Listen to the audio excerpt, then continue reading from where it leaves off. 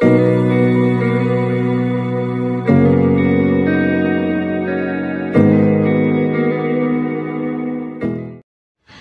Guys, Shubhra খুশিজ blog চ্যানেলে সবাইকে সুস্বাগত।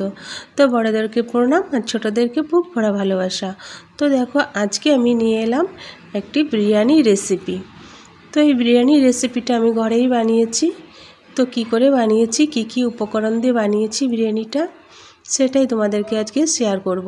তো চলো স্কিপ না করে পুরো ভিডিওটা দেখতে থাকো। আমি কি করে আজকে বাড়িতে বিরিয়ানি তৈরি করে ফেললাম অল্প সময়। তো বুঝতেই পারছো, বিরিয়ানিটা কিন্তু সবারই পছন্দ, কম বেশি সবারই পছন্দ, আমাদের বাড়িতে তো খুব পছন্দ। তো চলো দেখা যাক কী করে বানিয়েছি। এই দেখো, ফার্স্টে আমি নিয়ে নিয়েছি এখানে 1 কিলো মাংস, আর এখানে 1 কিলো চাল, আর এখানে নিয়ে নিয়েছি পেঁয়াজ কুচিয়ে নিয়েছি, আর আদা রসুন, আর এখানে আছে আলু মানে 2-3টে আলু কেটে নিয়েছি, আর ঘি, যা যা মশলা লাগে সেগুলো নিয়ে নিয়েছি, বাকি মশলা তো আছেই। তো এই যে কড়াইয়ের মধ্যে কিছু পরিমাণে সর্ষের তেল দিয়ে পেঁয়াজগুলোকে ফার্স্টে আমি কিছুটা পেঁয়াজ আমি এখানে ভেজে নামিয়ে নেব, কারণ কি এই পেঁয়াজটা লাগবে আমার যখন বিরিয়ানিটা আমি কখন লাগবে সেটাও তোমাদেরকে শেয়ার করব। তো পেঁয়াজগুলোকে আগে ভালো করে ভেজে নামিয়ে নিই। এই দেখো লাল লাল করে মুচমুচ করে, এখানে কিন্তু লবণটা কিন্তু দেওয়া যাবে না ভাজার সময়, ভালো করে লাল লাল করে ভেজে নামিয়ে নিয়েছি। আর ওই পেঁয়াজ ভাজা তেলের মধ্যে দিয়ে দিলাম ওই আলুগুলোকে একটু ভালো করে ভেজে নিই। যে কিছু আলু আমি দেব, আমাদের বাড়িতে বিরিয়ানির মধ্যে আলু না হলে খেতে চায় না। তো আমি কিছু পরিমাণে আলু কেটে নিয়েছি, তো আলুগুলোকে একটু লাল লাল করে ভেজে নেব। তো দেখো এখানে কিন্তু আলু ভাজাটাও আমার হয়ে এসেছে, আর ওপাশে বসিয়ে দিয়েছি চালের জন্য গরম জল। তো গরম হয়ে গেছে জলটা, তো আমি এখন চালগুলোকে, ভিজিয়ে রাখা চালগুলোকে আস্তে আস্তে দিয়ে দেবো, সম্পূর্ণ চালগুলোকে ওর মধ্যে। তো চলো এভাবে আমি চালগুলোকে কিন্তু গরম জলের মধ্যে দিয়ে দিচ্ছি, আর এটার মধ্যে দিয়েছি, তোমাদেরকে স্কিপ করেছি, একটু সাদা তেল দিয়েছি চালের মধ্যে, আর লবণ দিয়ে দিয়েছি, ওটা আমি স্কিপ করে দিয়েছি।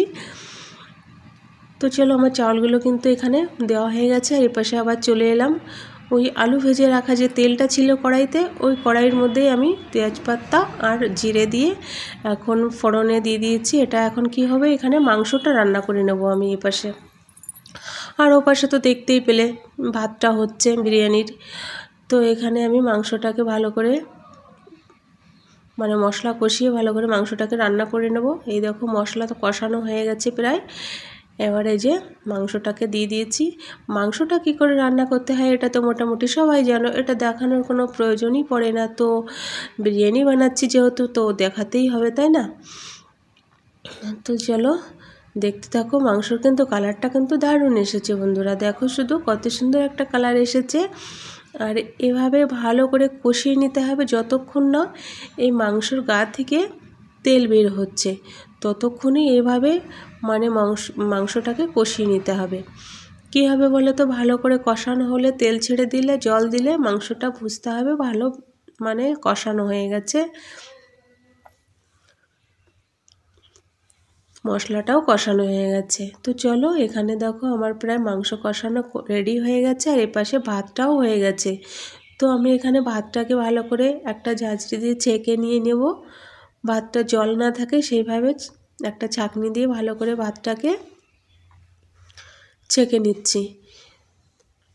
তোমরা চাইলে যেভাবে ভাতটাকে মানে মাঠ থেকে তুলতে পারবে, তোমরা সেভাবেই তুলে নেবে। আমি এভাবেই তুলে নিচ্ছি, কারণ কি ভাতের মধ্যে কোনো জল থাকলে হবে না, নিরাশ রাখতে হবে ভাতটাকে। তো চলো এপাশে কিন্তু হয়ে এসেছে মাংস কষানো। তো দেখো মাংস কষানো জলটা দেওয়া স্কিপ করেছি, আর এই যে মাংসও প্রায় রেডি হয়ে গেছে। তো উপর থেকে একটু গরম মশলা দিয়ে দিলাম, আর একটু ঘি, এই যে দেখতেই পেলে ঘি আর গরম মশলাটা একটু দিয়ে দিলাম মাংসর মধ্যে। মাংসটা কিন্তু রেডি হয়ে গেছে, মাংসর কালারটা শুধু দেখো কত সুন্দর হয়েছে দেখতে, তাই না বন্ধুরা? তো চলো এখানে মাংস কিন্তু আমার রেডি হয়ে গেল, আর ওপাশে ভাতও নামানো হয়ে গেছে।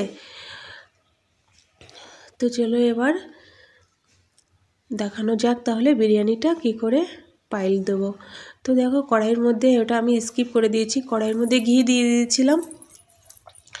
ওই ঘি আর গরম মশলা, আখা গরম মশলাগুলো ছিল সেগুলো দিয়ে ভালো করে ভাতটাকে আমি কড়াইয়ের মধ্যে পাইল করে নিচ্ছি।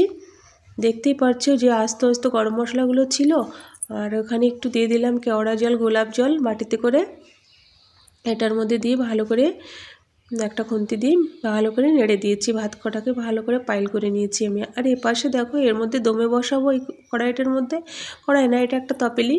তো এর মধ্যে কিছু পরিমাণে ঘি দিয়ে দিলাম, ঘি দিয়ে একটু নেড়ে চেড়ে দিলাম। আর এই যে দমে বসানোর জন্য ফার্স্টে আমি ওর মধ্যে একটু মাংসর ঝোল দিয়ে দিচ্ছি, যাতে তাড়াতাড়ি করে এটা লেগে না আসে ভেতর থেকে। তো বেশি করে একটু ঝোল দিয়ে দিই আগেই। এই যে বেশ কিছুটা ঝোল দিয়ে দিয়েছি মাংসর। আর তারপরে এই যে ভাতটা এইভাবে দিয়ে দেব। কিছুটা ভাত আমি এভাবে দিয়ে দেওয়ার পরে এভাবে আমি কিছুটা ভাত এই যে দিয়ে দিয়েছি দেখতেই পেলে। এইবার এই ভাতের উপরে দিয়ে দেব কি কিছু পরিমাণে মাংস, মাংস আলু ঝোল এভাবে করে ভাতটাকে আমি ভাপানোর জন্য রেডি করে নিচ্ছি পুরো তপেলিটার মধ্যে। দেখতেই পাচ্ছ আমি কি করে মাংসটা ভাপাবো, মানে মাংসর যে বিরিয়ানিটা দমে বসাবো কি করে সেটা দেখতেই পাচ্ছ। এইভাবে বেশ সাজিয়ে আমি দিয়ে দিলাম মাংস দিয়ে ভাত দিয়ে, এটাকে এইভাবে করে আমি দিয়ে দিয়েছি। তোমরা যে যেভাবে দেবে কিন্তু এইভাবে দিলে কিন্তু বিরিয়ানির টেস্টটা খুব ভালো হয়। বিশ্বাস না হলে খেয়ে দেখতে পারো, এভাবে বানিয়ে খুব ভালো লাগে টেস্ট। এত দোকানের বিরিয়ানির থেকে কম কিছু টেস্ট হয়নি আমার বিরিয়ানিটা। এত সুন্দর করে এই বিরিয়ানিটাকে আমি তৈরি করেছি, দারুণ টেস্ট হয়েছে। আমার ছেলে মেয়ে তো খেয়ে খুব খুব মন খুশি হয়ে গেছে ওদের। তো দেখো এইভাবে আর কিছুটা ছিল এভাবে দিয়ে দিলাম। আর এর উপরে আরেকবার করে কটা ভাত দিয়ে দেবো বিরিয়ানির।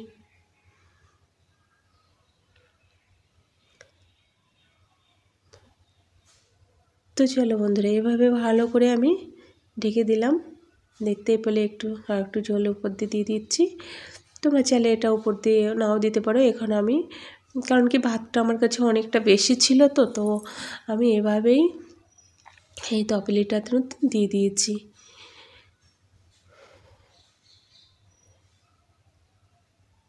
দেখো এবার যে পেঁয়াজের যে আমি একটা দেখতে পেলে ওখানে আমি পেঁয়াজ ভাজি করে রেখে দিয়েছিলাম, মুচমুচ করে পেঁয়াজগুলো যে ভাজি করে রেখে দিলাম ফার্স্টেই, সেই পেঁয়াজগুলো আমি এখান দিয়ে উপর দিয়ে ভালো করে ছড়িয়ে দিয়ে দেবো।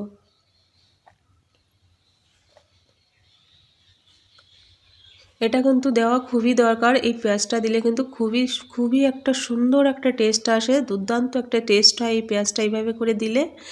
তো চলো এখানে একটু কালার আমি দুধের মধ্যে 1 প্যাকেট দুধ এনেছিলাম, ওই দুধটার মধ্যে একটু কালার গুলিয়ে নিলাম, নিয়ে এখন আমি এই কালারটাকে এই বিরিয়ানির উপর দিয়ে একটু জাস্ট এটা একটু কালার হওয়ার জন্যই, দেখতে সুন্দর হবে যার জন্যই দেওয়া। তো এখান দিয়ে অল্প অল্প করে আমি দিয়ে দিলাম বিরিয়ানিটার উপরে।